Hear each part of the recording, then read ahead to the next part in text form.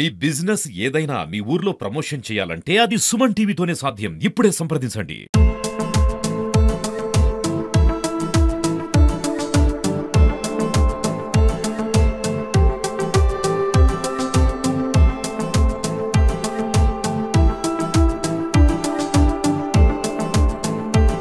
ఈరోజు ధరంపూర్లో ఇక్కడ వీరభద్రయ్య దొమ్మర కులం వారికి సంబంధించినటువంటి వారితో ఇంటరాక్షన్ కావటం జరిగింది. వారి యొక్క బాధలు అనేది వారు చెప్పడం జరిగింది. కమిషన్ అనేది వారి కోరిక మేరకు వాళ్ళ కులాల పేరు మార్పు గురించి అనేది ప్రభుత్వానికి తొందరలోనే ప్రతిపాదనలు పంపిస్తుంది. వారికి కూడా కోరటం జరుగుతుంది.